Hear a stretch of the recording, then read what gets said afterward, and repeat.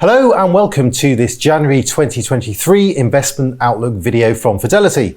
I'm Ed Monk and I'm joined today by the Outlook's author Tom Stevenson to answer your questions about where Tom thinks markets are now and where they may be headed in the months ahead. Now, Tom, as always, we've asked Fidelity investors to submit their questions to you in advance, and I'm pleased to say that a great many have done just that. I'll add here that these are Tom's view of the market. It is not investment advice, but should be seen as guidance only. That said, let's put some of those questions to you now, Tom. And the first is this.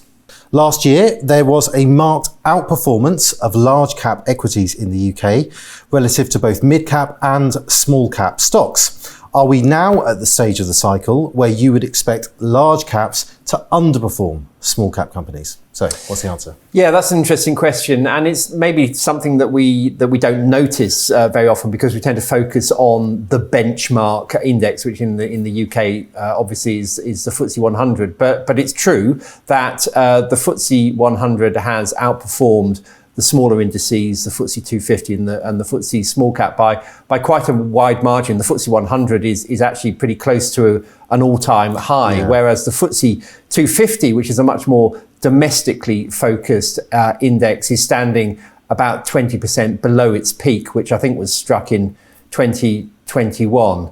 So why would that be the case? Well, I mean, as I say, the FTSE 250 is more domestically focused. The UK economy, as we know, is going through a bit of a tough time.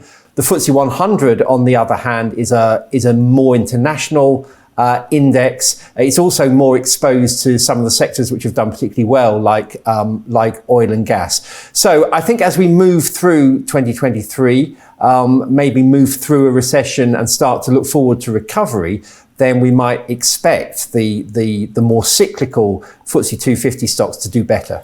Yeah, and when we talk about these kind of differences between the indices, what we're talking about is where companies derive their earnings, and it's possible to look underneath the bonnet, as it were, and see exactly which territories companies are making their money from. And as you say, the FTSE 100, big companies, established global multinational companies, it's 3/4, 70%, something like that, is coming from overseas territories.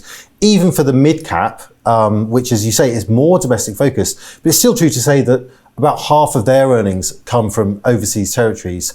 And I suppose the big difference, as you say, is the sectors in the big FTSE 100 index. Lots of oil in particular. It's one of the few areas of the market that did well last year at all. So that's going to show up in the difference of performance, isn't it? Between these indices? I think it is. And I think it may be one thing that people are a bit puzzled about when they look at the headlines around them. They see, how difficult the economy is. Well, why is the FTSE 100 doing so well? Well, it's that sector exposure and its international exposure. Indeed. Okay, well, let's move on for now, Tom. The next question is this. I have been buying some select investment trusts with discounts in the belief that the discounts will reduce this year as the outlook improves. Is this a sound strategy as part of a wider portfolio? So investment trusts and discounts and the outlook for those. Yes. Okay. So just to cover off the discount question. So an investment trust trades essentially like a share, and its share price is determined by supply and demand. So there can be times when the share price of the investment trust is different from the market value of the underlying investments in the investment trust. It can be lower or it can be higher. If it's lower, it's said to be trading at a discount. If it's higher, it's trading at a premium.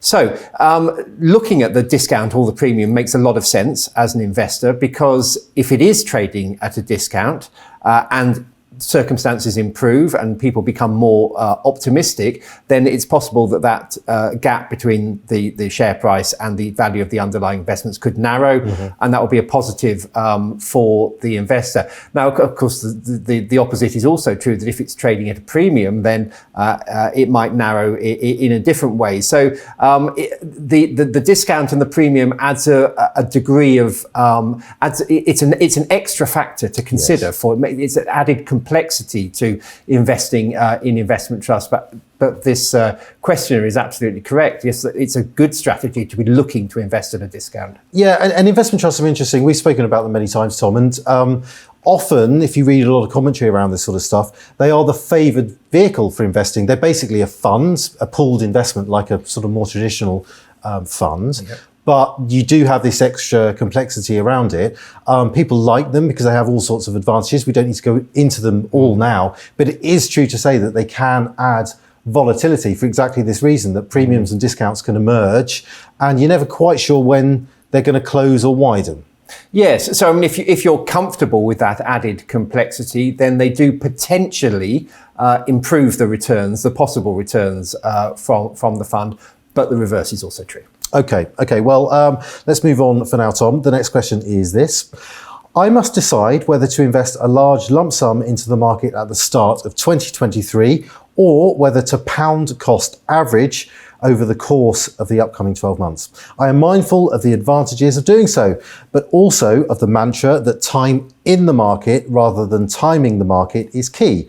What would Tom's take on these options be? It is a good question, isn't it? You've got two conflicting bits of wisdom there. Yes, I mean, so there's a bit more jargon to unpack there. This is the idea of pound cost averaging, and this relates to the idea of dripping your money into the market, regularly over time, and the advantage of doing that, overthrowing your money in all in one go, is that if the market falls shortly after you invest, then that's obviously painful if you put all of it to work at the start. You tend to get a smoother ride if you put your money in progressively over time.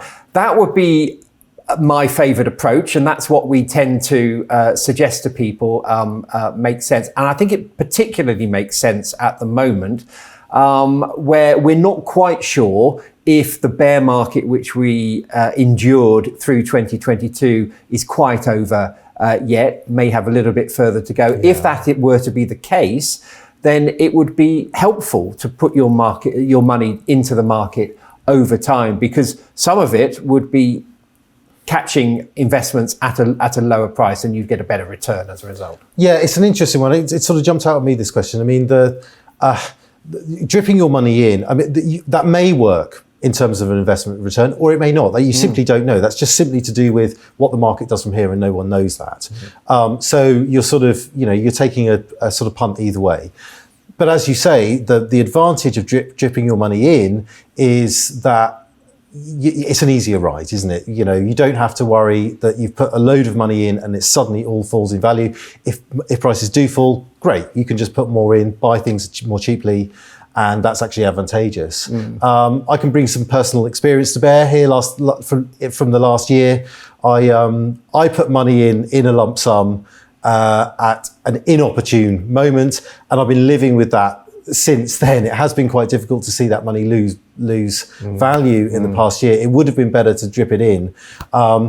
And they've drawn this comparison with the timing the market versus time in the market. That's true as well. You do want your money in the market as long as possible, but that's really to do with wholesale pulling money in and out of the market. Really, it's not quite a drip feed sort of question. I think it's a psychological point more than anything. I think that if you put your money into the market on a regular basis, it forces you to invest. And it forces you to invest maybe at times when you consider it rather difficult to invest. If the market is falling and is low, you might not want to do that. But actually, history suggests that is precisely the time when you do want to be investing in the market. So I think the way that it takes the emotion out of investing and forces you to do it is a good thing. Yeah. Okay. Well, let's move on, Tom. The next question is to do with bonds. We had an awful lot of questions about bonds because obviously they're widely held, but they haven't performed particularly well.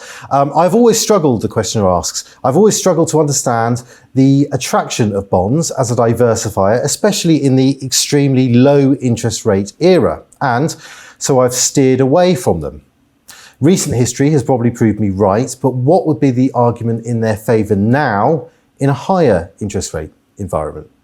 Well, I mean, the answer is in the question, actually. In a higher interest rate environment, then the yield, the income that you can earn from a bond is higher. And indeed, you can earn a much higher yield on a bond than you have been able to for many years. So I think there is quite a strong argument for investing in bonds at the moment for a couple of reasons. One is that you can lock in that higher yield, so that's an attraction.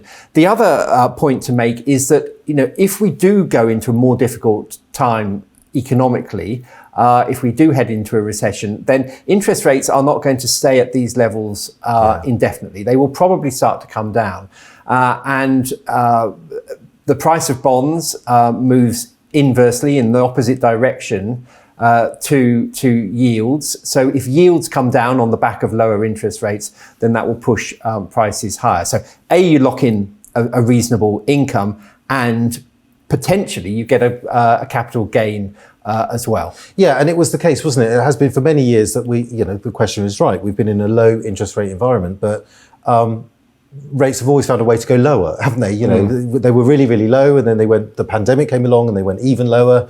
And that was good kind of for bond prices. The past year has been really bad because interest rates have gone higher, but now with rates starting at this point that is elevated, which is not to say they can't go higher, but it does leave a lot of room for better performance for bonds that simply hasn't been there for years. Yes, and the last year actually has been extremely unusual situation. It's quite unusual, and the questioner mentioned this idea of diversification. It's quite unusual for bonds and shares to move in the same direction. So for them both to fall last year was not usual. I think it is entirely possible that actually they both go the opposite way this year. If interest rates start to come down and investors start looking forward to better times ahead, then both shares and bonds could go up. But broadly speaking, you should expect bonds and equities to move in different directions, which is a good thing because it provides a smoother ride. It provides some balance and diversification. Yeah, okay. Well, let's move on, Tom. The next question is this. Can you see any hope for recovery in 2023 in heavily tech-weighted funds, such as Scottish Mortgage? So perhaps explain what Scottish Mortgage is, first of all. Yes, well, Scottish Mortgage is an investment trust. Forget what its name. That's for historical. That's of historical interest. It's basically an investment trust that specialises in investing in these high growth, often technology stocks. So as a consequence, it's done rather badly because those kinds of shares did very badly last year.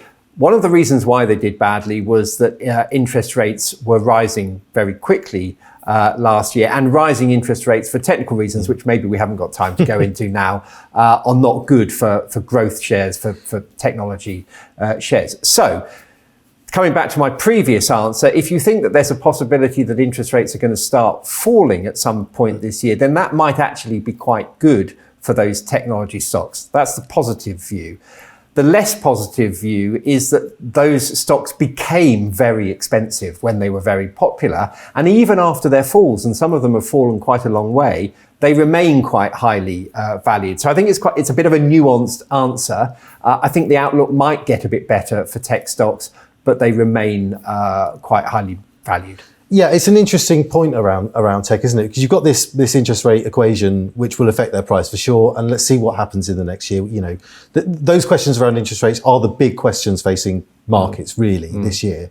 But tech in particular, it feels like it's at a bit of an inflection point. These companies are growing up, they're maturing, aren't they? They've had this incredible phase of growth. There might be more to come. People are they're very sure that they're going to make lots and lots of money in the years ahead. But they're also, it seems, being affected by the normal forces that will affect companies, the sort of economic cycle. We need to see how they perform through a real recession, which is apparently what we're going to head into. A lot of tech companies are cutting staff, they're cutting costs at the moment.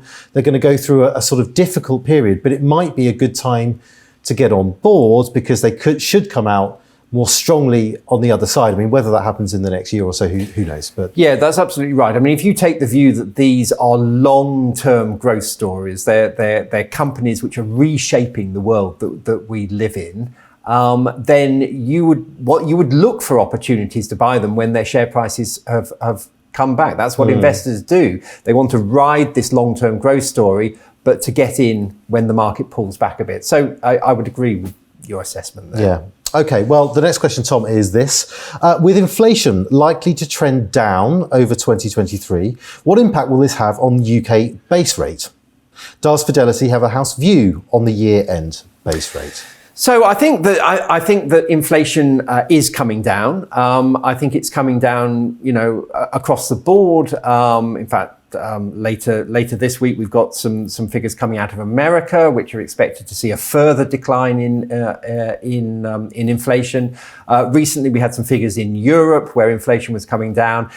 It's also coming down in the UK, although from a much higher base, and it will probably be slower to come down here than elsewhere. But broadly speaking, inflation is coming down. That takes the pressure off the central banks to squeeze interest rates higher to get on top of inflation. So I think in due course, interest rates are going to come down as a consequence of falling inflation. Yeah, and we've spent ages talking about this topic over the past year, and it's important for people to understand when it comes to inflation, inflation might begin to come down. That doesn't mean an instant change of direction for central banks, does it? Because they have a particular job, which is to get inflation down over the longer term. And it's not just that headline rate they're going to be looking at. They're going to be looking at all sorts of other pressures in the system, particularly around wage inflation. That's why it's such a hot topic at the moment. They're going to need to see not only that the headline level of inflation is lower, but that some of that demand in the economy, which is keeping wages high, wage demands high, that needs to ease off as well. And that could be a painful process before we get to the stage where they're ready to actually reverse the interest rate rises that we've seen. Yes, that's right. So what we may see this year is we may see interest rates stop rising. That doesn't necessarily mean that they're going to immediately start falling, because the central banks are likely to want to wait and see, because there's always a lag between movements in interest rates and the impact on the real economy. The central banks will want to wait and see whether they've done enough. So I think you're right that inflation and interest rates remain the key focus for investors this year, as they were last year. But maybe it would be too optimistic to think that they're going to peak in the summer and then immediately start falling back to a more neutral level. Okay. Well, let's move on for now, Tom.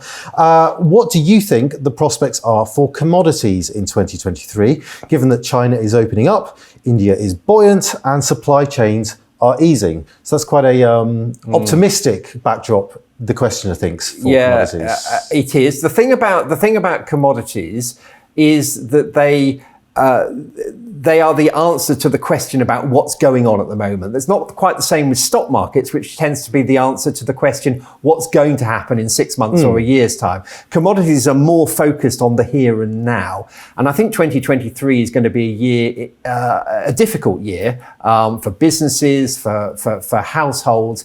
And that's going to impinge on demand for commodities. I mean, the question is right. China is probably opening up from its COVID lockdowns. Obviously, we're seeing growth in places like India. So there's a two-way pull here. And the other thing about commodity prices is they're driven by longer-term questions about longer-term demand questions, but also longer-term supply questions. How much investment has there been in the supply of commodities? So there are lots of different moving parts, but in the short term, I think commodities will focus on what's going on in the economy, and that's going to be a bit tough this year. And of course, many of them did rise in price, so we're starting at a higher valuation this time. Yeah, we have, although many of them have come down quite a long way. I mean, the oil price has come down quite a long way. Some of the industrial metals like copper also fell last year. But yeah, I think it's going to be we've got to get through 2023, I think, before we can look at really a sustainable rise in commodity prices. Okay, well, the next question, Tom, is this. This is reflective of many questions that we got. I could have picked one of half a dozen or more, basically asking the same thing. And it is this: with rising interest rates and considering my age, which is 78, the question says, would I be better switching to fixed rate cash savings accounts? So, cash savings versus the stock market? Well, for the first time in many years, there are alternatives to the stock market. Bonds are offering a yield and income, as we discussed earlier on. Cash is also offering a return, which it hasn't for many years. I mean, for many years, we've said, yes, you should have some cash because it's dry powder in case the market falls a bit. It provides a bit of diversification. But in terms of income, you're going to be losing money in real inflation-adjusted terms. That's probably still true. In inflation-adjusted terms, you will be losing money with cash. But many people, and particularly if you're 78, you may look and think, well, if I can lock my money in for a couple of years and get 3 or 4% with no risk, that seems quite attractive. It may look less attractive at the end of this year if the market does start improving, and maybe you get a 7, 8, 10% return in the stock market, then a 3, 4% return on cash looks less impressive. But I do understand the attraction, especially to an older investor, of that security. Yeah, I mean, what occurred to me about this question is that it really reminds us all to get a clear idea of what we want our money to be doing for us, and that does relate to our circumstances, like our age and how long we're going to be invested and when we might want the money. Clearly, as you say, if cash is offering, it's slightly more than, it could be 4% over a year or 2 years, but it might be 4.5% if you're willing to tie your money up for longer than that. You've got to think about the opportunity cost. Now, you've got to be quite bullish about the stock market to think, well, it's going to be significantly above 4, 5% this year to justify the risk that you're taking. Because, of course, with investments, there's the risk that your money will lose value. That doesn't exist for cash, at least not in cash terms. You can't lose value. So it's an understandable question, but really you need to understand what you want your money to do. Have cash for sure, but don't ignore the stock market, because that's still going to be the driver for growth in the long term. Yeah, and it's not either or, is it? I mean, you can have both. And I think that's important. And indeed, you would probably want to have both, just as you would want to have some bonds and maybe some other assets as well in a diversified portfolio. Indeed. Well, let's move on for now, Tom. Why has gold, the questioner asks, why has gold shown the poorest return of all my investments when I understood that it would be a safe haven in difficult times? Do you see this investment improving? So, gold. Well, I mean, interestingly, I think gold actually performed its role in 2022 as a bit of a diversifier, because I'm slightly surprised to hear the question, because actually I think gold was pretty flat over the year as a whole in 2022. Many stock markets performed rather bad. I mean, the US stock market was down nearly 20% last year. So actually, to have some gold in your portfolio was a good thing. Now, the value of gold is determined by many factors, one of which is inflation, and in particular, the relationship between inflation and interest rates. If interest rates are high and you can earn an income from assets like bonds and from cash, then the attraction of holding gold reduces, because gold doesn't pay an income. So as interest rates come down, as inflation comes down, then the attraction of gold probably increases, because then the opportunity cost of holding gold with no income is less of a problem. Yeah, and it's a lesson, isn't it, about the sort of assuming that particular assets always behave the same way in every sort of set of conditions. It's not true. I mean, gold has held its value in inflation terms over very long periods. There's all sorts of ways you can show that. But short term, it's way less simple than that, isn't it? I mean, as you say, there can be all sorts of other factors going on at the same time, and gold can be a good diversifier to hold in the long term, but don't look to it to sort of perform exactly as you expect all the time. No, and don't necessarily look to it as a performance-related asset. Maybe it's the diversification which is the real attraction. Okay, so Tom, we're going to have the last question today. An interesting one, and one that might take a bit of caveating, but I'll do that. The question is simple. It says, is now the time to be investing in Bitcoin and Ethereum? These are cryptocurrencies. And I'm going to say here that we're not going to take a view about overall the sort of outlook for the prices of these assets. But I thought it would be interesting to include a question like this because crypto is such a high profile sort of force within financial, sort of the financial arena right now. What would you have to say about that for people who might be interested in crypto? Well, what I'd say is that cryptocurrencies have been a very disappointing investment over the last year. They have fallen back a long way.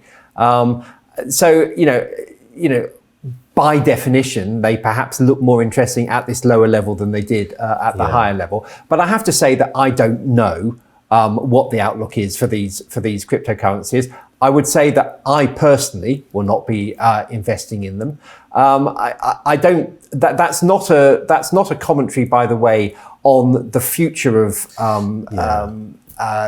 these kinds of alternative currencies. I simply don't know. But it's just, for me, it's risky. I think that there are plenty of opportunities in the stock market, in bonds, in other assets for me. But that's a personal view. Yeah, I mean, it's an interesting area, isn't it? Look, I mean, crypto has grown up a lot in the past few years.